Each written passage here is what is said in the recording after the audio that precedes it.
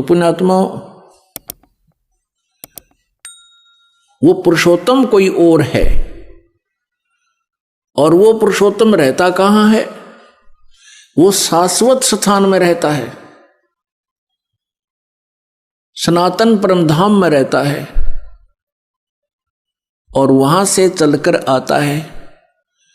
हम सभी आत्माएं उस परम अक्षर ब्रह्म सत्य पुरुष कबीर देव जी की हैं।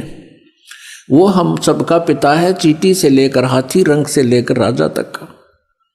लेकिन यहां काल ने हमें अपने स्वरूप से ही अपरिचित करा दिया, हमारे वास्तविक ठिकाने से हमें गुमराह कर दिया। यहां जन्म मरण का विधान हमें फाइनल बता दिया, अपने आप को इसने निराकार सिद्ध करवा दिया। क्योंकि ऋषि महर्षियों ने परमात्मा पाने की चेष्टाएं की, क्योंकि आत्मा परमात्मा से बिछड़ने के उपरांत उसी दिन से इसकी खोज में लग गई, क्योंकि आत्मा को परमात्मा के अभाव का बहुत गहरा धक्का लगा। पुण्यात्मा, जब तक आपके घर पर बिजली आई हुई है, बल्ब भी चल रहे हैं, कूलर भी चल रहे हैं, पंखा भी चल रहा है, और भी आवश्यक कार्य आप जो कर रहे हैं वो भी हो रहा है, और जिस समय वो बिजली चली जाती है फिर आपको उसकी आवश्यकता महसूस होती है, उसका अभाव आपको खटकता है, और सारा दिन कट लग जाए तो पसीने छूट जाते। तो ऐसे ही आत्मा को, हम सभी को वहां बहुत सुख था, किसी चीज का कोई अभाव नहीं था। ज्यों ही हम इस काल के साथ यहां इसके लोक में आए, हमारा वो लाइट चली गई, परमात्मा से मिलने वाली राहत हमें समाप्त हुई, खत्म हुई। और हमारे जितने इन्वर्टर चार्ज थे, जब तक वो चलते रहे तो हम सोचते रहे मौज हो रही है, और जब हमारे इन्वर्टर की बैटरी डिस्चार्ज हो गई, फिर हम गधे और कुत्ते सुअर बना दिए गए इस काल के द्वारा, इस काल के लोग।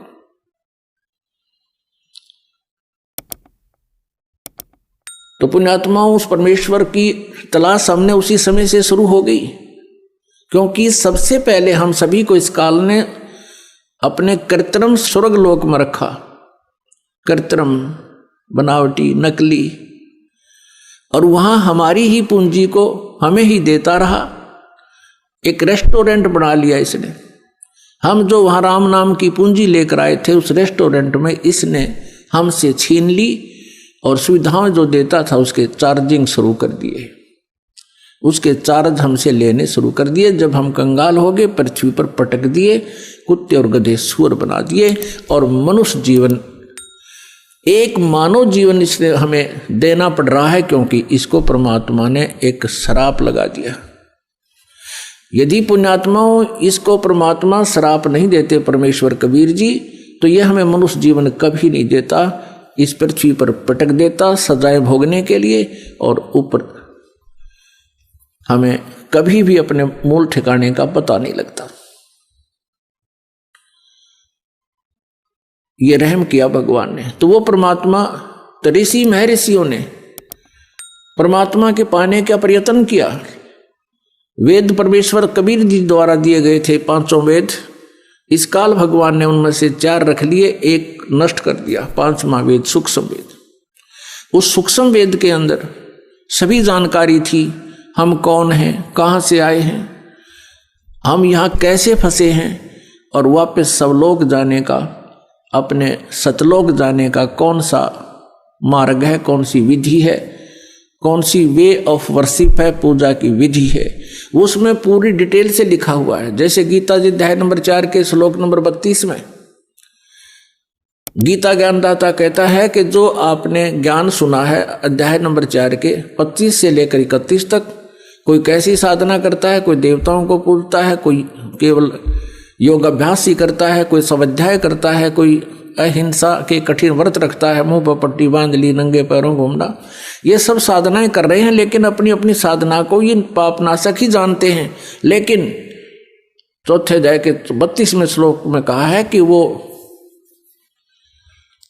वास्तविक इन यज्ञों की जानकारी, यज्ञ माने धार्मिक अनुष्ठानों की जानकारी, सच्चिदानंद घन ब्रह्म की वाणी में, ब्रह्मणे मुखे, ब्रह्मणे मुखे माने सच्चिदानंद घन ब्रह्म यानी परम अक्षर ब्रह्म की वाणी में विस्तार से कहा गया है।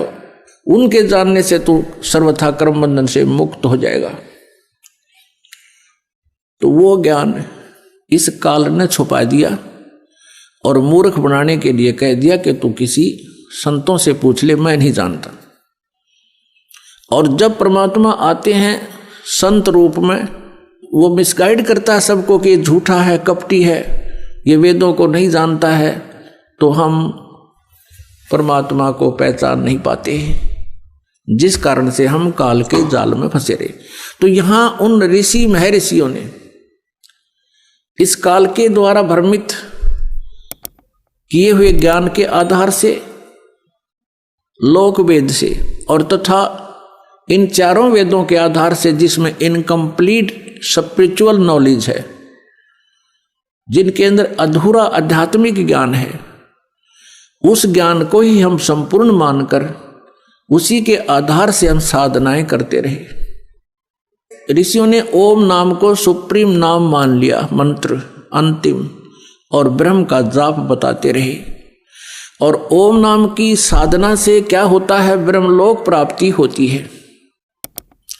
गीता जी अध्याय नंबर 8 के श्लोक नंबर 16 में कहा कि ब्रह्मलोक पर्यंत भी सभी लोग पुनरावृत्ति में है। पुनरावृत्ति का अर्थ है वहां गए हुए प्राणी भी पुनर्जन्म मृत्यु में आते हैं। वो शाश्वत स्थान नहीं है, वो सनातन परमधाम नहीं है, वो भी विनाश में आता है।